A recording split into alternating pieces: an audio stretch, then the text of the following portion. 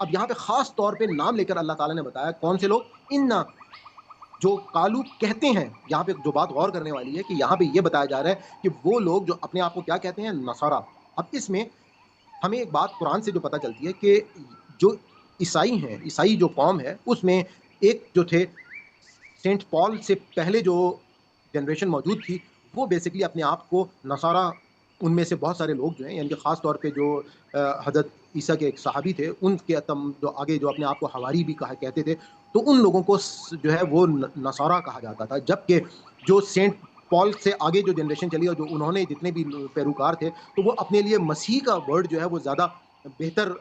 پسند کرتے تھے، اور نصارہ لوگ جو لوگ اپنے آپ کو کہتے تھے، ان کو وہ اپنے سے کمتر محسوس کرتے. تو ہم سب کو معلوم ہے کہ سینٹ پال نے جو تمام کی تمام جو شریعت جو دی، وہ بالکل ہی اس جو حضرت عیسیٰ نے جو دین اپنی قوم کو دیا تھا، اس کے اندر جو ہے وہ بالکل تبدیلی کر دی. اور اس چیز کو ہم نے پیچھے بھی دیکھ لیا کہ کس طریقے سے انہوں نے عقیدہ تسلیس لے کر آ گئے، کس طریقے سے اپنی وہ قومیں دوسری جن کے پاس طاقت تھی اور جن کے پاس جو ہے وہ ان کو مروب کرنے کے لیے انہوں نے بہت سارے ایسے دین کے اندر جو ہے وہ غلو کر دیا کہ وہ